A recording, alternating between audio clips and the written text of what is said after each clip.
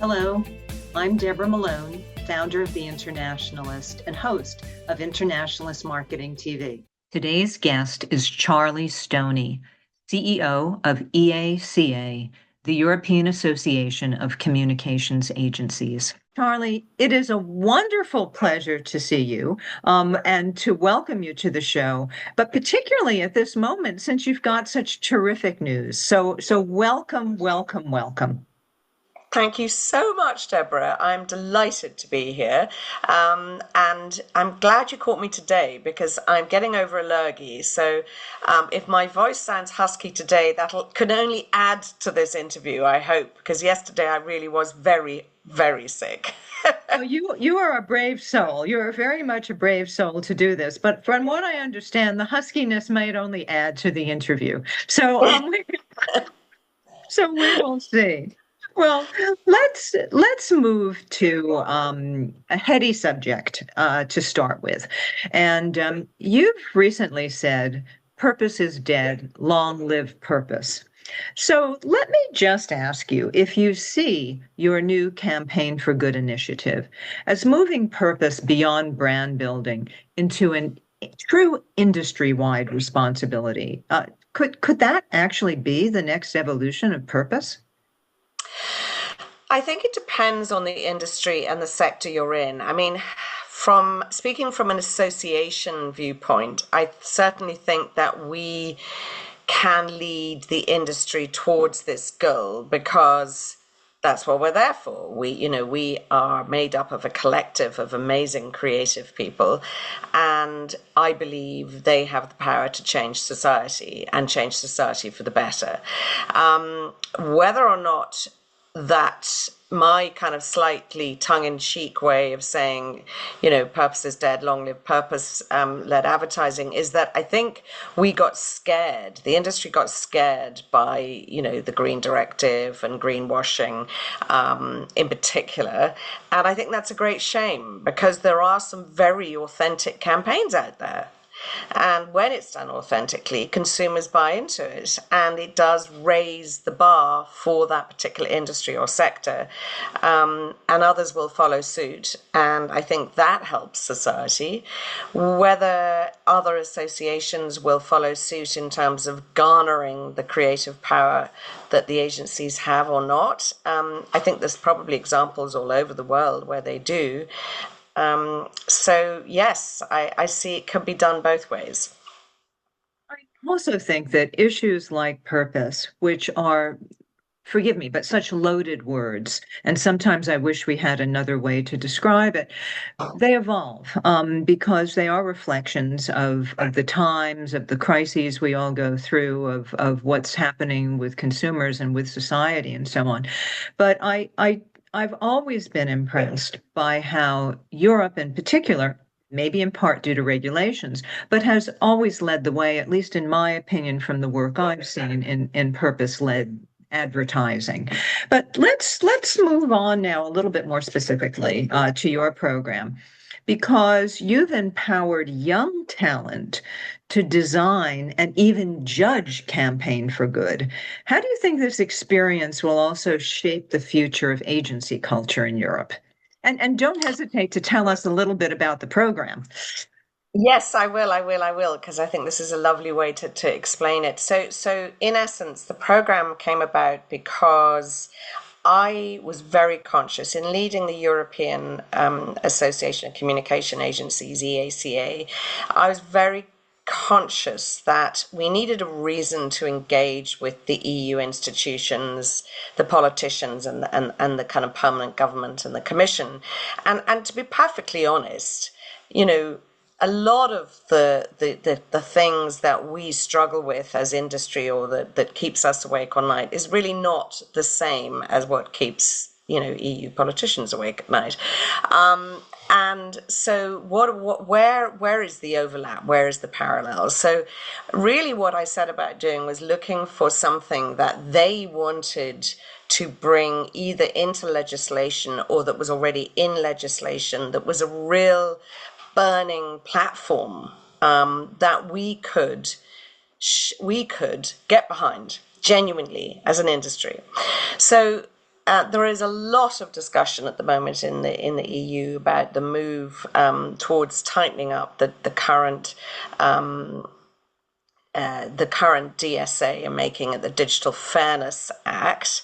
And within that, there's a lot of discussion around protection of minors online. And so in delving into this particular story and particular issue, it occurred to me that there's an awful lot that we could do to inform EU citizens better about the power that they have really to enforce the current legislation and potentially change future legislation, because the brains and the minds and the future of humankind is at risk at the moment, and I'm not saying that lightly. You know, the critical thinking aspect that we all grew up with, my generation grew up with, is distinctly missing in a lot of our Generation Alpha youngsters, and it does concern me and personally, and it concerns the industry. So this was a fantastic opportunity to get behind that and push an open competition to ask young creatives across Europe to answer a brief that then would help citizens use their power of citizens to petition their own governments in the EU to enforce the current legislation. It's a brilliant program, and in the U.S. in particular, there is some similar legislation that does seem to be held up a bit in Congress, with a quite similar name, and there's a lot of issues in terms of how social media is legally defined in terms of whether it is technology or a medium that is indeed beholden to what other media is responsible for in terms of appropriate content. That's kind of a long way around. But I think what you're doing will be a model in many places of the world. Because you also say something quite fascinating. You mentioned wanting certainly to solve social issues, right? Social media issues, societal issues. But you've also said that you're kind of doing something to get the attention of legislation, but you're not going down the legislative route, which is quite interesting. It's almost like that self-regulation dialogue, you know?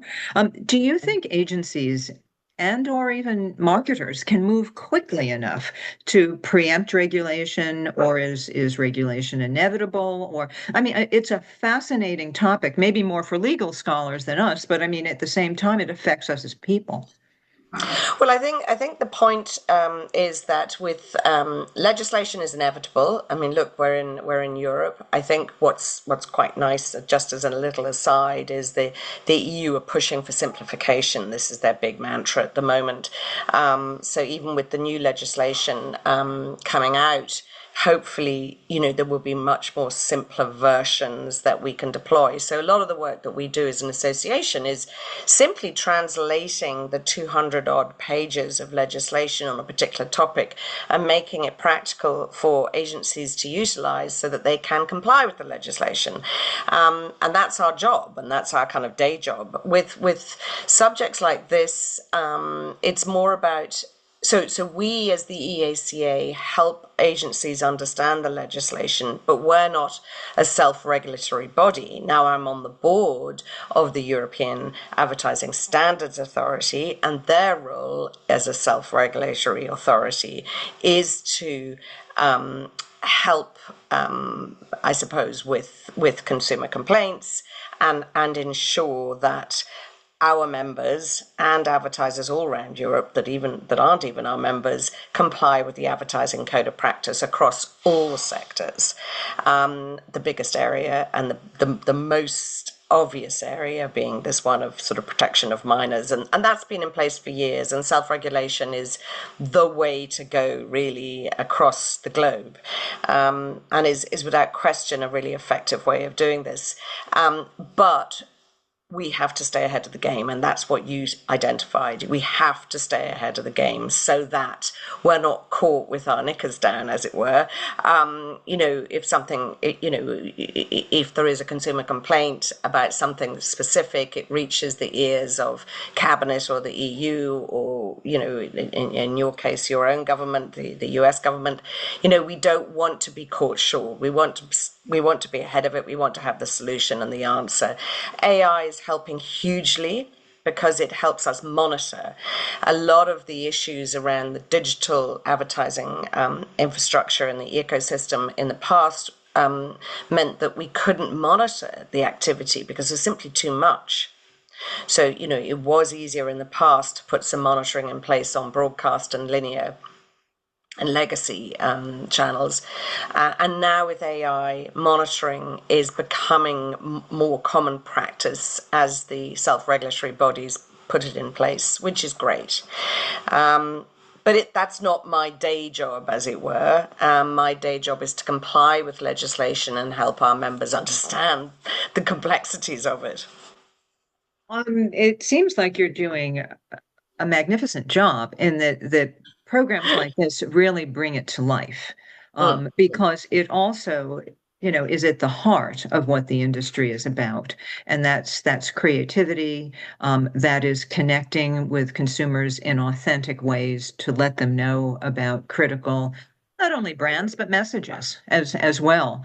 So it seems like you're being adventurous enough to commit to saying that you're going to be doing a mission in this manner, an extraordinary initiative every 2 years. So what other issues are on the horizon for you? I mean, I don't want you to give it away, but that's a lovely commitment.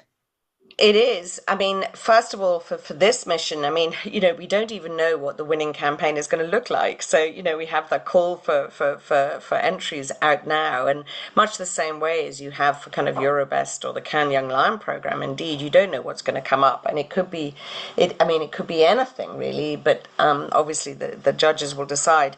So that's the first risk, I suppose, is that, we don't know what's going to happen and how. But what we do expect is that there will, out of however many entries there will be this nucleus of some brilliant insight or creative idea, which is the fairy dust of our industry, and what we're trying to winkle out is that fairy dust from young professionals that haven't got too jaded, that have this unique view, that actually understand the dangers of the digital world much, much better than the older generations because they've been exposed to it, and they know, for instance, that, you are 3 clicks away from suicide ideation, as a 12-year-old. They know that if you type in eating disorders, then you will continue to get fed information on those disorders, which perpetuates the whole issue. So they are very, very cognizant of it. And this is why I talk about it being such an urgent issue, because it is about protecting the mental well-being, albeit the campaign's not going to go out till next year, but still, the idea is that it's going to roll it out. And then that's thanks to our members too, because the members have to work with the winning creative. They have to roll it out, they have to translate it in their countries, and then of course our media council work with the media owners, and we work with them on their CSR programs to get the free media. So that answers one part of your question. The second part was about what's coming down the line, and who knows, as people in your country might be only too familiar with. It changes day by day. I think, in all seriousness, what I would love to do is, this is a first demonstration of the power that we have as an industry to showcase our creative muscle and demonstrate democracy at work, because this is, after all, what we're doing with this, where we're asking EU citizens to exercise their democratic right by signing a petition, by getting on, by understanding the issue and signing the petition to enforce this legislation. The what's coming down the line could be more generic, could be about the value of democracy itself, and celebrating the fact that we live in a world, in a region of the world that is every day exercising its democratic right. You might not agree with the principles of whichever political party happens to be in power, but the citizens themselves across the EU are, to all intents and purposes, very safe. And their democratic rights are protected. So I think that is something that we should celebrate more and be really, really proud of as Europeans. Well, that is just an extraordinary perspective, I would say, from the down-to-earth nuts and bolts of it to really lofty, larger issues that affect us all. I can understand why you are now in the role that you are in, and I only wish you the best of success with this. And I very much hope that you'll come back and we can talk more about this, particularly the insights from the winners, which I think will be extraordinary. Well, can we put a marker in the diary to showcase it? I mean, hopefully we will get onto the stage in Cannes and showcase it next June. So fingers crossed for that. I'm sure you will. Well, thank you so much and the best of luck with it. All right. Thank you so much, Deborah. Lovely to meet you. Thank you. Yes, a pleasure. The Internationalist focuses on the continual reinvention of marketing by highlighting inspirational marketers around the world and their ideas as they move the industry forward. Internationalist Marketing TV shares these perspectives through interviews and personal stories. Thanks so much for watching. If you find this kind of content helpful, please click like or subscribe. Again, thanks so much.